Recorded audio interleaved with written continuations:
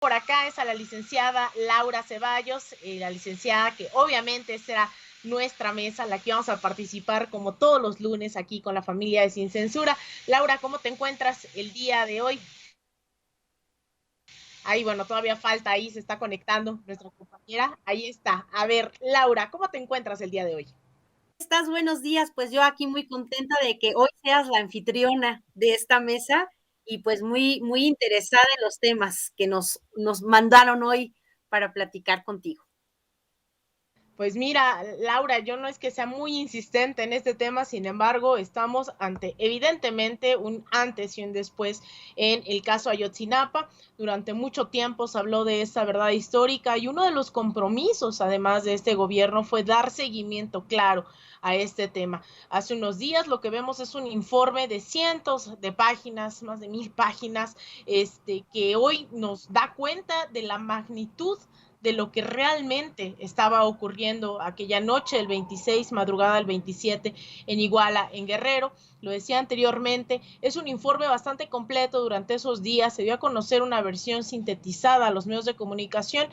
Sin embargo, ahora que se publica el informe completo de esta comisión, son 8 anexos en los cuales es bastante complejo, ¿no? Saber el nivel de responsabilidades en lo local, en lo estatal, en el ejército, también dentro, obviamente, del narcotráfico y esa cadena de mando. Hoy dice el presidente López Obrador que Enrique Peña Nieto y el general Cienfuegos no necesariamente se pidió que se investigaran, sin embargo, no hay impunidad. Primero quisiera continuar con eso. Laura, ¿qué opinión te merece? Mira, la verdad es que es un esfuerzo brutal porque hay que entender una cosa, la verdad histórica es la que se logra hacer a partir de documentos que en este caso la autoridad produce. Para el caso específico de Ayotzinapa, se produjeron documentos que fueran ad hoc a las necesidades de explicar una realidad alterna. Esa se convirtió en su mantra, en su discurso, y a eso le llamaron verdad histórica. Y se apegaron tanto a él que, pues obviamente, borraron evidencias, borraron pruebas, borraron, quitaron incluso del planeta Tierra mucha gente que estuvo involucrada, los sacaron de la cárcel y luego los persiguieron para asesinarlos fuera de la cárcel. Entonces, poder llegar a este punto, hoy preguntaba una reportera que si no se habían tardado mucho tiempo, pues claro que se tardaron mucho tiempo porque hubo que desenredar 10 cañas con anzuelos y tratar de lograr una explicación a algo que es realmente inexplicable. Seguimos sin saber el por qué y seguimos sin saber el dónde, aunque haya indicios, aunque haya de alguna manera estas pruebas, pero lo importante aquí es cuando se sepa el por qué y el quién, se va a dar verdaderamente cierre a esta desgracia para México. Sin embargo, este paso que se ha dado, que me parece muy importante y que reto a que diga aquí el que levante la mano, que diga que ya revisó acuciosamente todos los anexos y todo el informe, pues no es cierto. Está muy largo, es muy complicado porque tiene demasiados datos. Y algo que creo, Alina, es que eh, el que se mencionen unos nombres y no otros no cierra la posibilidad de que más adelante salgan, porque, bueno, está detenido hoy Murillo Karam, que, digo, también, comentario verde por ahí, seguramente le van a encontrar 215 enfermedades que permitan seguir su proceso en libertad, porque eso lo van a intentar, pero no es lo mismo ser el procurador de otros tiempos a ser el perseguido de hoy. Y lo más probable es que, pues de alguna manera esta presión funcione para empezar a decir cosas que le hagan tener mejores posibilidades ante la justicia de convertirse en un testigo colaborador, pues para mejorar su situación. Al final de cuentas, a nadie le gustaría perder su vida, lo que le reste de vida, guardado, y sobre todo por que es un crimen que no prescribe la desaparición forzada y lo que resulte, lo que concluyó el informe, ninguno de estos delitos prescriben nunca. Entonces, Obviamente las penas que se les impongan a las personas que resulten responsables, pues serán de la misma magnitud que la profundidad de su participación en ellos. Entonces, yo creo que estaremos escuchando nuevos nombres que se podrán ir añadiendo. Y muy importante, Alina, el presidente desde el principio nos advirtió, yo no le voy a meter la mano a acusar a alguien, y eso está bien, porque antes nos acostumbrábamos a que pues el presidente acusaba, juzgaba, ponía gobernadores, ponía, no sé, gente que le hiciera el trabajo sucio. Hoy cada poder tiene su propio espacio de trabajo, y el presidente ha dicho, yo no voy a perseguir porque en dado caso para eso está la fiscalía y para eso está el poder judicial. Y deja abierta una posibilidad que creo que de alguna manera, pues nada más los que lo escucharon con atención entendieron, el presidente no va a meter las manos tampoco para evitar que alguna de estas denuncias que pudieran llegar prospere, porque eso es también bien importante. Una cosa es que él no persiga y otra cosa es que él meta las manos para decir, no, a este no me lo toques porque es mi compa. Ahí no vamos a ver al presidente defender a nadie. Sí lo ha dicho, no defendería más que a su hijo pequeño, a los demás que se rasquen con sus uñas, no va a defender a ninguna de las personas que lleguen a estar nombradas en posibles futuras denuncias o ampliaciones de declaraciones. No sabemos quiénes falten por ser señalados de algún grado de complicidad o de orden incluso de esta masacre de Ayotzinapa, y estaremos, me parece, empezando a ver que se asoman los primeros rayos de justicia por esta atrocidad que, como decía Jorge hace un momento, está a punto de cumplir una década en donde el dolor más grande es la forma tan vil que la autoridad tenía de darle la espalda al pueblo, de burlarse de su dolor y de darle a tolo con el dedo toda la vida. Así que, pues, duro leerlo, duro enterarse de esto, pero es la confirmación de que era un estado podrido, fallido, y pues hoy tenemos una autoridad que hace el mayor esfuerzo, me parece, por encontrar no una verdad histórica, sino la realidad de lo que vivieron estos muchachos y a dónde están. Mira, Laura, yo creo que hay que insistir, ¿no? Yo sé que el gobierno ha informado todo esto, ¿no? Son miles de páginas, no solamente es una declaración, hay mucho que procesar, sin embargo, pues también, así como le insistía yo a Jorge Gómez Naredo, tendremos que escuchar también con bastante precisión a los familiares, a las madres, a los padres, para ver qué dicen, pero algo que también que lo estábamos abordando en la mesa anterior, los medios de comunicación, Laura, definitivamente son un factor, ¿no? Le llaman el cuarto poder en varios lugares. Tiene razón, vivimos durante varias décadas, durante este duopolio mediático, tanto televisivo, tanto Televisa como TV Azteca llevaron día y noche las narrativas sobre lo que realmente, entre comillas, estaba ocurriendo en este país.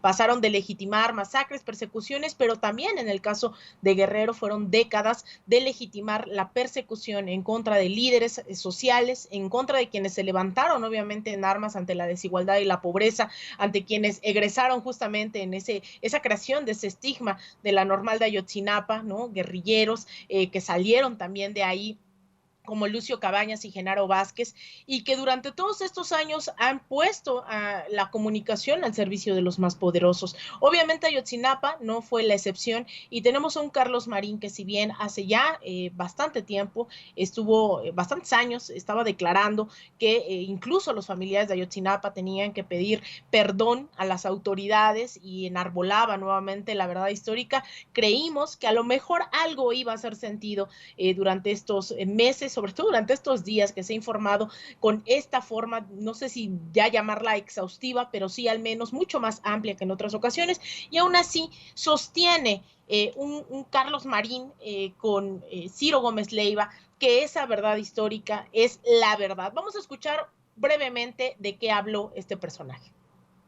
No me sorprende que algo que se veía venir desde las semanas anteriores a la toma de posesión del nuevo gobierno, que ahora ya va haciéndose viejo, se perfilara pues lo que yo veo como una verdadera conspiración, aquí sí un complot, para derrumbar, tratar de derrumbar, os das de cuenta que el Popocatépetl, porque este asunto está pareciéndose mucho, no, se parece, es idéntico a los loquitos que niegan la existencia de campos de concentración y el exterminio, desde luego de judíos y de gitanos y de homosexuales y de eslavos en la Alemania nazi.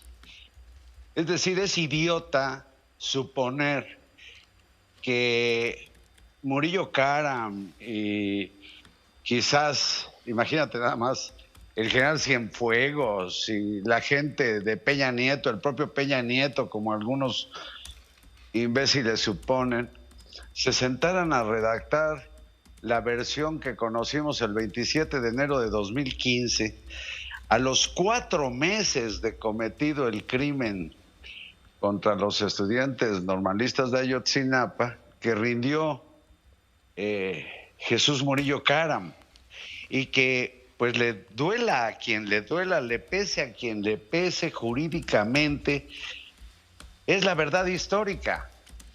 Ahí dice, sí, hasta ahí David, pues mira, Laura, podemos seguir escuchando, pero ya leí en el chat, dice, se me está amargando el café, ya lo había puesto más ampliamente. Vicente, ¿qué opinión te merece una postura que, si bien no es exclusiva de Carlos Marín, sí creo que llega a representar a esa que se creía una élite en los medios de comunicación que se dedicaban a sueldo, ¿no? A chayote abierto, a legitimar posturas tan graves, ¿no? Tan violentas como lo es la llamada verdad histórica? ¿Qué opinión te merece, Laura? Mira, es curioso que este sujeto pueda seguirse diciendo periodista, porque el periodismo implica una responsabilidad enorme. O sea, Vicente lo ha dicho, eres presa de tus palabras, o sea, te condenas a ti mismo cuando abres la boca, y cuando tienes verdadera, pues no sé, dignidad, tienes esa capacidad que dijo hoy el presidente de decir, chispas, me equivoqué. En ese momento creí que era lo adecuado, creí que era lo verdadero. Creo que podríamos entender que una persona en la posición de un periodista, como lo son esta pléyade de estrellas de las televisoras y las radiodifusoras y los periódicos y las revistas, pudieran tener la opinión, la mejor opinión del entonces procurador de la República y del entonces presidente, porque eran quienes les pagaban y les enviaban estos comunicados de prensa, que ellos únicamente tenían que darles un poquito su estilo y leer, y tan. Ahí terminaba la labor de estos presentadores de televisión. Lo que lastima, lo que ofende, es que utilice un ejemplo que justo sirve para darle a él con la vacinica. Él dice que estos tontitos, idiotas que dicen que el Holocausto no pasó, justamente son ellos. Ellos son los que salen como vocingleros a decir, el Holocausto de Ayotzinapa no pasó. Lo que ocurrió fue la verdad histórica que San Murillo Karam dijo que fue. Es decir, no podemos nosotros como sociedad seguir creyendo en la palabra de personajes como este, que aun cuando un equipo multidisciplinario, internacional, independiente de, pues incluso las autoridades mexicanas, llegaron a conclusiones tan firmes y tan derechas, o sea, no es porque, vaya, se tardaron tanto porque pudieron armar este rompecabezas con lo que pudieron, con lo que encontraron, que les dejaron esta bola de sujetos mentirosos y montajeros, y llegaron a esta determinación porque es lo que debe ser, porque siempre hay que recordarlo, y se lo podemos preguntar al abogado César Gutiérrez. Un soldado no toma una decisión motu propio y se lanza a hacer las cosas que se le antojen. Jamás lo vas a ver. Los soldados tienen esta obligación de obediencia jerárquica y los soldados hacen lo que se les ordena hacer. No ponen en duda jamás si está bien o si está mal, es lo que hay que hacer. Y también hay que entender que un soldado de grado superior, un general secretario, tampoco toma una decisión unilateral, porque tiene encima un comandante supremo de las Fuerzas Armadas. Que si por un lado Peña Nieto, siendo ese comandante de las Fuerzas Armadas, dio la orden, que HDP, pero si no la dio, qué estúpido, porque él era el responsable del comportamiento, de la ejecución de esas tareas de un ejército que él comandaba. Es decir, está como Calderón cuando dice que no se enteró de nada. Pues malo si se enteró y lo permitió, y peor si no se enteró, porque entonces ¿dónde estaba él? O sea, vaya, es una responsabilidad que va a alcanzar a muchas personas de jerarquías superiores. Y en el caso de los periodistas, esta costumbre que tenían de darle su lustradita y su planchadita a los figurones que les daban pues su chayote, porque así se llama, chayote, qué pena, por decir lo que tenían que decir sin atacar realmente al gobierno, pues tienen dos caminos: continuar con esta misma forma y pues acabar desgastados como están siendo, o recular, porque también es, ya no digamos que de sabios, digamos que si quieren sobrevivir en este nuevo ambiente en donde las redes sociales, donde la gente, las personas, Héctor, Elizabeth, Juan, tienen una opinión y tienen un canal de YouTube, de Facebook para emitirla, ellos están quedando cada vez con menos poder, y de eso se trata. Me parece que las redes sociales le han venido a dar nuevo aliento al periodismo, un periodismo de investigación, un periodismo serio, responsable, justamente preguntándole a la ciudadanía qué piensan. Por ejemplo, los papás de Ayotzinapa fueron objeto de burlas de esos sujetos, de esos Carlos Marines, que decían que ya, o sea, eso les pasaba a sus hijos por revoltosos. Entonces, me parece que él, si tuviera 2 centímetros de dignidad, hubiera pedido una disculpa y de puntita se hubiera retirado directamente allá por el rancho del Presi y más adelante, ¿no?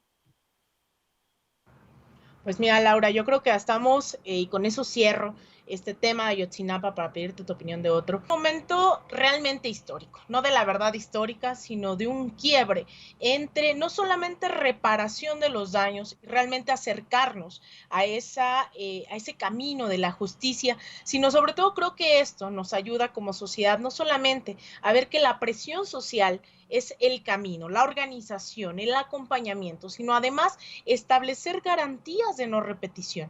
En un país donde el tejido social ha costado decenas de miles de muertos, de muertas, de desaparecidos, de desaparecidas, de feminicidios, la justicia se torna algo que tiene que ser medular dentro de, no solamente de México, dentro de las sociedades. Y yo creo que ante ese camino de la justicia está la reparación de los daños y el establecimiento de garantías de no repetición. Entonces yo creo que Ayotzinapa no solamente ya sentó un precedente, porque fue además mediático, no es que los desaparecidos y desaparecidas no existieran en este país, fue algo que logró evidenciar estas cadenas de mandos, estas complicidades, estas acciones y omisiones también por parte de funcionarios que pudieron haber ido a investigar, sea porque había un soldado, sea porque había alguien en peligro. En este caso fueron más de 40 estudiantes de una de las poblaciones más vulnerables. También hay que entender que no es casualidad que sean de la normal de Ayotzinapa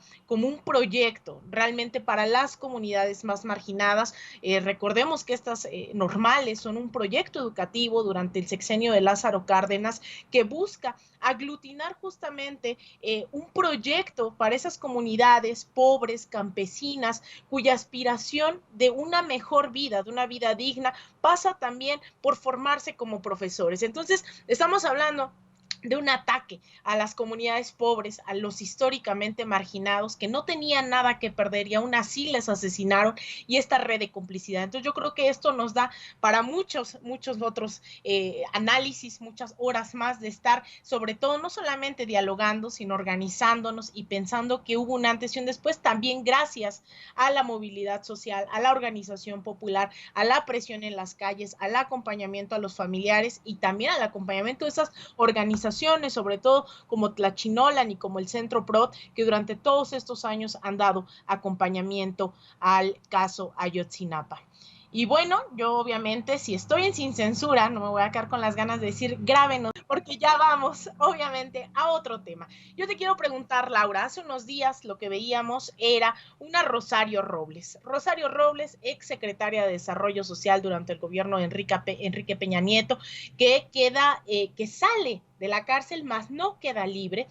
Tenía estas imágenes bastante poderosas mientras hablábamos de Murillo Karam. Por otro lado, estaba ocurriendo esta salida de Rosario Robles de la cárcel. Sin embargo, hoy por la mañana, esta persona que está hablando, que en realidad podemos hablar de ella no como una exfuncionaria nada más, sino acusada del desvío de más de 5,000 millones de pesos, conocida como la estafa maestra, nombre adjudicado a una investigación en la cual estuvo ahí Nayeli Roldán, otros compañeros, colegas, que dan a conocer este desvío de recursos mientras ella era secretaria de Desarrollo Social, insisto, durante el periodo de Enrique Peña Nieto. Pues hoy nuevamente es motivo de estas discusiones, de este análisis, porque hoy en la mañanera se toca nuevamente el tema de Rosario Robles. Esta vez para aclarar en voz del presidente López Obrador que el hecho de que haya salido de la cárcel no significa que quede exonerada de estos delitos de los cuales se les está investigando. Sin embargo, porque falta la sentencia. Vamos a escuchar las palabras del presidente López Obrador el día de hoy en la mañanera. Sí, al presidente, el viernes también, bueno, pues vimos la salida de Rosario Robles del penal de Santa Marta, cambio de medida cautelar, va a seguir el proceso en domicilio. Preguntarle el hecho de que únicamente ella, en toda esta investigación conocida como la estafa maestra, pues la única que haya sido detenida en un alto nivel, la única secretaria de Estado haya sido Rosario Robles, ¿no indica que debería también tener celeridad, o si usted considera que la Fiscalía General debería de avanzar en estos asuntos para que se pues investigue o se avance en estas investigaciones en torno a otros secretarios de Estado, y que bueno, a final de cuentas también esto apunta al expresidente Enrique Peña Nieto? Si no considera que se ha tardado este proceso y que ha sido únicamente pues de señalar a una sola persona cuando pudiera haber más implicados. Pues está en manos de jueces, y sí coincido de que tardan mucho. O sea, porque no hay sentencias.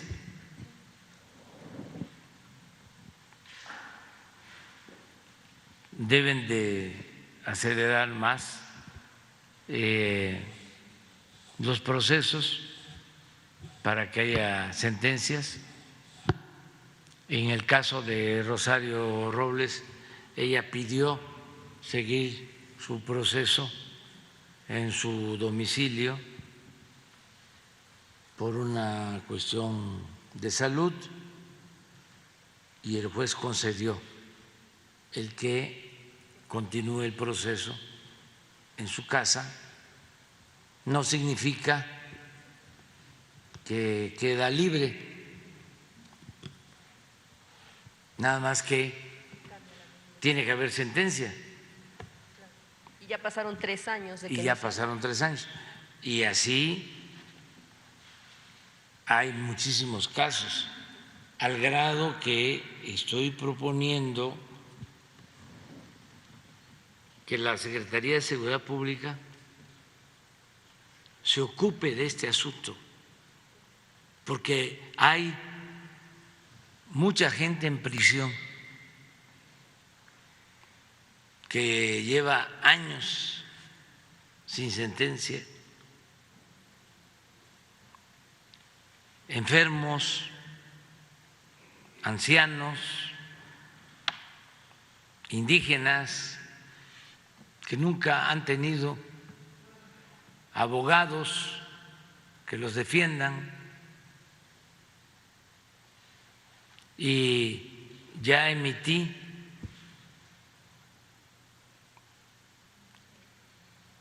pues un decreto de amnistía, pero no avanza, porque también parece como si estuviésemos en la época colonial, que se decía se acata pero no se cumple.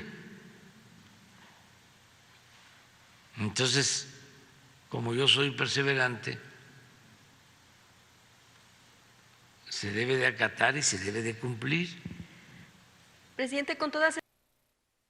Ahí está, Laura, estas declaraciones en contexto también decir que sale Rosario Robles, pues se pone sobre la mesa la calidad, ¿no?, de su salud a sus 66 años. Lo que dice su defensa es que tiene hipertensión, rinitis crónica, la cual se ha desarrollado durante el encierro y que desde ese momento en que es detenida en el 2019 ha bajado más de 10 kilos. Esto no es en su defensa, esto es lo que alega la defensa, y además dice, pues ha tenido problemas de cadera, sufrió de COVID. ¿Tú qué piensas de estas declaraciones que ha salido, pero que también no significa que esté libre y que se exige también ya la sentencia después de un proceso de 3 años? Pues mira, justo eso. Desgraciadamente, todavía vemos cómo es que hay influencers, no de los que hacen TikToks y eso, sino en medios de la política. Yo no creo que sea bonito, ni fácil, ni agradable estar en la cárcel. Por supuesto que no le deseo, bueno, a uno sí se los deseo y de todo corazón, pero no es un ambiente bonito. Yo tuve oportunidad de trabajar un tiempo en el Reclusorio Norte y de verdad que es un espacio, híjoles, que te deprime, que te apabulla, no es agradable. Pero el que llega, pues desgraciadamente, bueno, hay de dos sopas, ¿no? A los que les fabricaban delitos y a los que agarraban, pues a lo loco. Y estas personas que llegan, obviamente acusadas de crímenes de cuello blanco, de situaciones que no ponen en peligro la vida de las personas. Entonces, esa es una de las cosas que a diferencia de Murillo Karam, él puede decir que tiene hipertensión, hipocrónico, gota, no sé, callos, uñas encarnadas, lo que quiera decir, pero sus delitos, los delitos por los que se le acusa, todos son del tipo grave, porque involucra la vida de las personas. En el caso de Rosario Robles, aunque no es un delito bonito, el desvío de 5,000 millones de pesos mínimo, en términos imaginarios no ponen en peligro inmediato la vida de una persona. Claro que sí la pusieron en peligro porque millones de personas se quedaron sin obtener, no sé, estos beneficios de los programas que tenían en el gobierno de Peña Nieto, y obviamente sufrieron todo lo que te puedas imaginar hasta haber sido pues tomados por el crimen organizado para poderlos reclutar para sus labores de crimen en general. Pero esas son las dos diferencias entre una puesta a disposición de una persona que comete un fraude y otra que cometió o que está involucrada en delitos graves.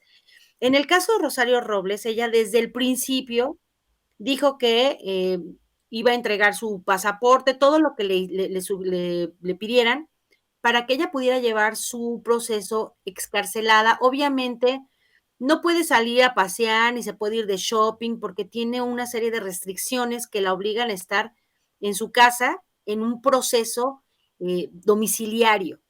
En segundo, no está liberada porque hay diferentes etapas en el proceso penal. En este caso, la prisión preventiva, que es la calidad en la que ella estaba, no puede durar más de 2 años, técnicamente, y aún así vemos personas que tienen 17 años en ese limbo jurídico que no es ni inocente, pero tampoco está procesado adecuadamente. Entonces ella nada más estaba en esta, digamos que son 3 escalones. Ella estaba en el primero como persona vinculada, señalada, pero no había iniciado su proceso. Entonces, el que la hayan liberado no significa que ya le dieron una sentencia de libertad. Viene apenas la etapa del proceso en sí. Ella nada más estaba como indiciada o señalada, sujeta a esta prisión preventiva porque por el monto de dinero desviado se puede presumir que cualquiera se pela. En este caso, las cuentas que ella tiene están congeladas, ha entregado su pasaporte, ella va a estar sujeta en su casa a este proceso y una vez que inicie el proceso, cuando se dicte la sentencia, si le dicen que por su delito debe cubrir 15 años de cárcel, le descontarán los 3 años que pasó en prisión preventiva y tendrá que concluir los 12 años siguientes. Es un número arbitrario, o sea, pueden ser 40 o pueden ser, no sé. Pero esa es la diferencia. Pero sí tienes toda la razón. Yo sé que a nivel ambiente, a nivel de cancha, nos aguaron la fiesta. De alguna manera estábamos brincando en una pata por la detención de Murillo Karam. Y por otro lado, en la misma tarde, minutos después, nos dan esta mala noticia. Para mí, si a mí me preguntas si me parece que Rosario cometió un delito que pone en peligro la vida de otras personas, yo te voy a decir que sí. Y a mí me parece que los delitos como fraude y estos son delitos a lo mejor que no incluyen una violencia física como tal, pero que sí acarrean desgracias enormes porque empobrecen a toda una sociedad, la marginan, le cierran las puertas de la educación, de la salud, del bienestar, las obligan a incluso cometer delitos, a lo mejor sencillos, como el robarse un pollo, pero a lo mejor más grandes como ser parte de una célula criminal. Entonces, yo creo que el coraje que todos tenemos, y yo lo imagino que este elefante hipotético que el presidente siempre dice que estamos levantando entre todos, tiene una pata que está con un grillete, con una bola de estas gigantes de cañón, y esa pata está gangrenada y ese es el Poder Judicial. El Poder Judicial está en contra de prácticamente todo. Yo no estoy hablando del ministro Saldívar, que es muy progresista y que, bueno, fue a hablar con Rosario y ella le agradece en lo personal, pero no fue el Pleno de la Suprema Corte quien le dio la libertad, sino un juez, cuando ella ha apelado como 30 veces que quiere salir y el juez al final de cuentas le decretó seguir el proceso en libertad. El Poder Judicial, Alina, tiene esta terrible etiqueta. Estamos viendo cómo desde el poder protegen a otros en el poder. Vemos al juez Gómez Fierro otorgar siempre amparos a grandes empresarios de telecomunicaciones o los que quieren a fuerzas parar la construcción de las obras, pero no ampara al pueblo que se defiende, no ampara al gobierno cuando demuestra que es en beneficio del pueblo. Vemos, por ejemplo, a un Instituto Nacional Electoral que está en persecución de las personas. A ti te han perseguido, están persiguiendo personas en las redes sociales porque emiten una opinión en vez de proteger a las personas para que emitan su voto de manera segura. Hemos estado presenciando cómo la autoridad, lo que conocemos como autoridad, hoy está en persecución total de las personas cuando debieran ser las personas las protegidas por ese sistema. Entonces, el sistema judicial de México tiene la grave carencia de, pues, respeto a la dignidad y a los valores de las personas.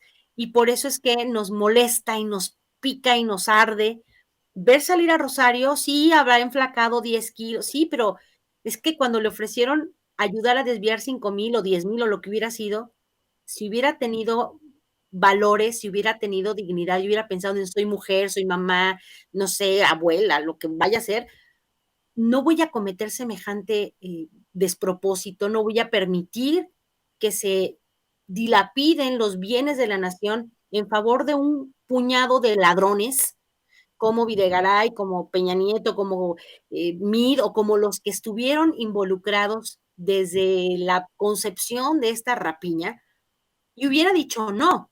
y ahora apela, es que soy mujer, es que hay violencia política en mi contra, es que me están, no sé, estoy enferma, tengo la diabetes, la presión, la depresión, y tiene todo. Entonces, y la gente pobre y la gente que se quedó sin comer.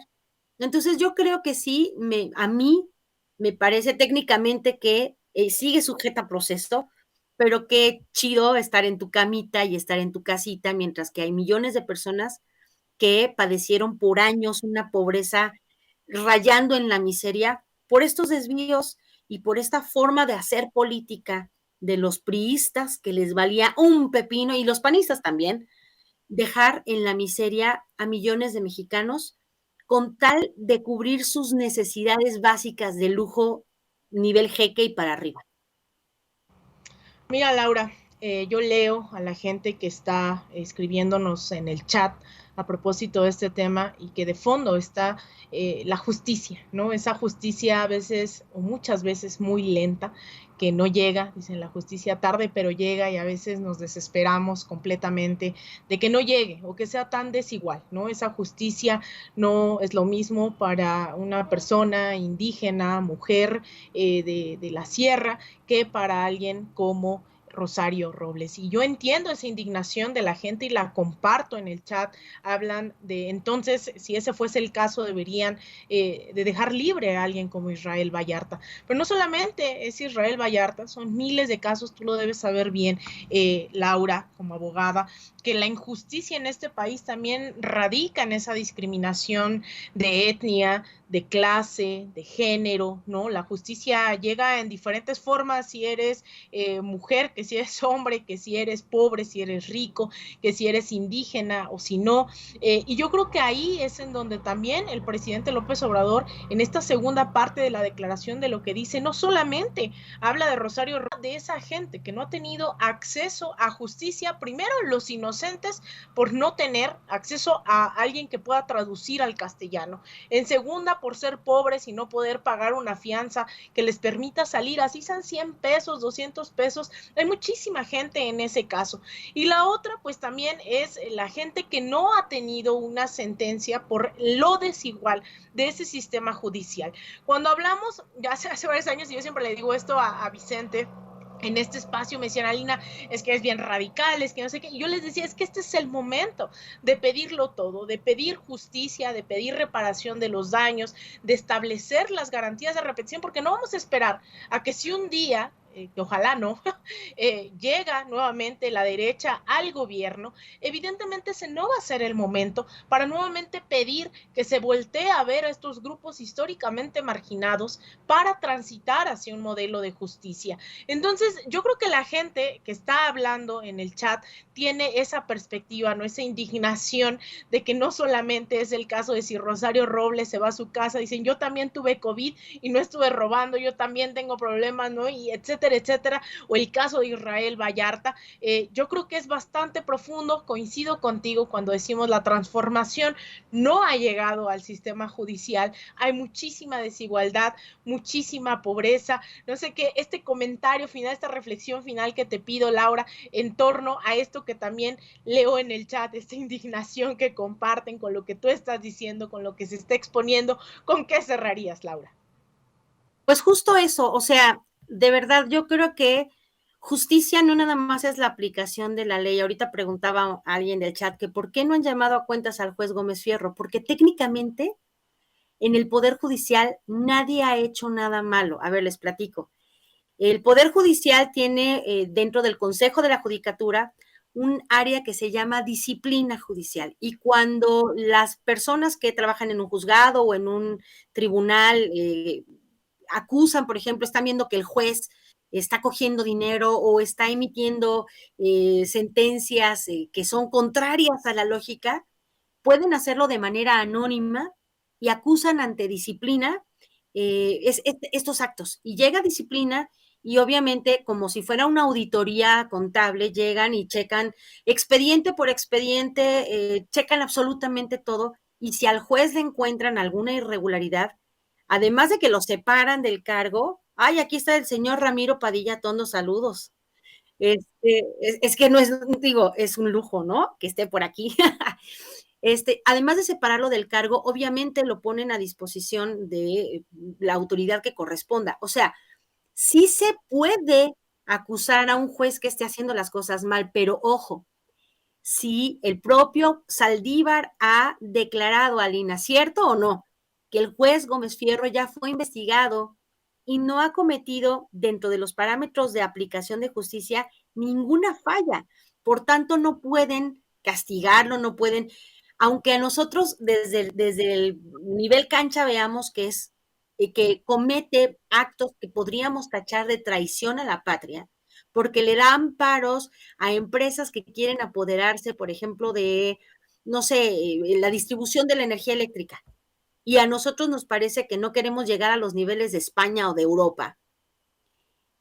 Técnicamente no ha hecho nada malo. Entonces, sí, en efecto, la justicia no solo es aplicar la ley, porque en la aplicación de la ley hay muchos criterios. Y lo que para ti puede ser bueno según tu contexto, para mí puede ser malísimo. Justicia es, como dices, exigir lo que a la sociedad le ha sido negado, que es justamente la satisfacción de ver que quien ha cometido un mal acto y en contra del pueblo alcance justamente esa reparación. Primero, la no repetición, segundo, la reparación. Y yo te voy a decir una cosa, yo creo firmemente, es mi convicción, que una persona que se roba un peso es tan culpable como la que se roba 5,000 millones. Sí, pero ¿en qué contexto te los robas? Si es porque tienes hambre, como mucha gente que está guardada. A mí me tocó conocer el caso de una señora aquí en Cuernavaca que recibió en plena Navidad, las señoras que venden musgo y estas cosas, le dieron un billete de 500 pesos. Llegó a comprar, pues no sé, su leche, lo que sea, descubrieron que el billete era falso y la mandaron 7 años a las Islas Marías por uso de moneda falsa. O sea, ese es el nivel de injusticia, como dices tú. O sea, si eres mujer y si eres pobre y si eres indígena y si eres afro-mexicano y si eres homosexual, o sea, se te van sumando las cargas de rechazo de un sistema judicial que tendría que ser como pintan a la justicia, ciega. Tendría que juzgar a todos según su delito y no lo hace porque los jueces, desgraciadamente, tienen esta carga clasista, racista, homófoba, misógina. Es muy, muy triste ver cómo el sistema judicial es el único que no camina y que tristemente, pues las víctimas siguen ahí, a pesar, por ejemplo, de una ley de amnistía que tiene años de haberse ordenado que se liberen a las mujeres, por ejemplo, que abortaron, sea voluntaria o involuntariamente por un accidente, siguen en la cárcel, mujeres que tuvieron esta situación. Creo que si algo, como lo acabas de decir, perfecto, si algún momento es excelente para exigir es porque no sabemos mañana. Esperemos que, toco madera, no regresen nunca, pero eso no lo podemos predecir.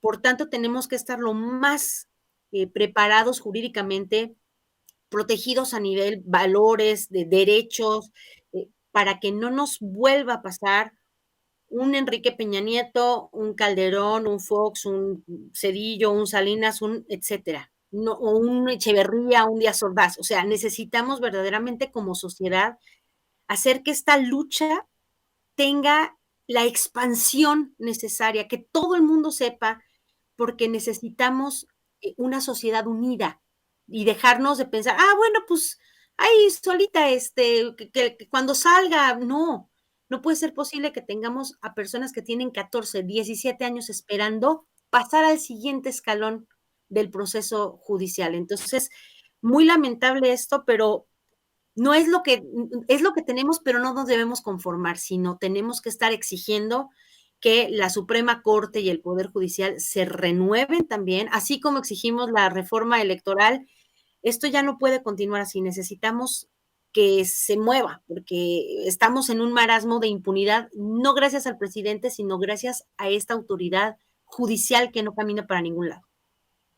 Totalmente de acuerdo, Laura. Y sobre todo cuando decimos hay que seguirnos organizando, hay que seguir exigiendo, creo que de fondo está esa demanda explícita de que queremos una transformación, ¿no? Las cosas no cambian por arte de magia, lo he dicho hasta el cansancio aquí, no cambia incluso, lamentablemente, solo yendo a depositar un voto a las urnas. Hace falta mucho más que eso y creo que este es un gran paso, ¿no? El primero, mantener informada a la población, el ser críticos de lo que hoy está ocurriendo, eso es un gran paso. Hace unos días, te comparto y con eso cierro, Laura, no, estábamos en una presentación con Jesús Ramírez Cuevas, el vocero de la presidencia, y nos preguntaban en qué momento está la transformación de este país, de dónde venimos, pero sobre todo, hacia dónde vamos. Y yo creo que ya, yo sé, el público, yo sé que sabe que me la paso hablando de América Latina, porque ya hay varios ejemplos de en dónde acabaron esos gobiernos que no permitieron ese continuar y profundizar el debate, esa crítica y autocrítica, los medios públicos, el rol, ¿no?, que han tenido la organización popular, tomar las calles, quienes dejaron las calles, quienes dejaron de ser autocríticos, pues les vinieron golpes de Estado, no tuvieron capacidad de reacción, pero quienes están formando políticamente todo el día, y además valga el comercial, yo sé que muchas son paisanas que nos ven en Estados Unidos. Pronto estaremos con la coordinación internacional del Instituto de Formación Política allá por Nueva York a mediados de octubre. Los que no estuvieron en esa dinámica de formación, los que sí estuvieron en eso, hoy siguen en el gobierno, hay relevo generacional, se ha avanzado, más no perfectamente, en demandas laborales, de justicia, de reparación de los daños, y creo que a eso tenemos que seguirle apostando. Querida Laura, ¿en dónde te pueden encontrar? ¿En dónde te puede seguir nuestra audiencia? Pues bueno, yo estoy en Sin Línea MX todos los días a las 11 cuando no tengo que trabajar de abogada. También estoy en YouTube, bueno, estamos en YouTube, en Facebook y todo, pero en Twitter estoy como @CeballosLaura y en Facebook Laura Ceballos _ Sin Línea MX, que por ahí ponemos también todos los videos que vamos produciendo. Y aprovecho el comercialote. En Sin Línea tenemos en la página un nuevo canal que es televisión abierta. Entonces, vamos a estar migrando todos los programas que hacemos en vivo de YouTube al canal para que ahí no nos van a censurar ni música, ni imágenes, nada, porque es televisión en vivo. Así que los invitamos a que vayan, se asomen a la página y le pongan ahí suscribirse. Está muy padre porque después cuando no hay programas ponemos películas y ponemos música y está bien bonito. Muchísimas gracias, querida Laura, como siempre, un gusto coincidir contigo todos los lunes en esta mesa de análisis. Te mando un abrazo hasta donde te encuentres y seguramente nos vemos por aquí en Sin Censura la próxima semana. Un abrazo, comadrita linda. Ahí está Laura Ceballos, mi comadre, además de abogada, analista, todos los lunes aquí en esta mesa de análisis entre las dos. Hoy nos falta Vicente. La gente pregunta, ¿dónde está Vicente? Vicente regresa en unos minutos.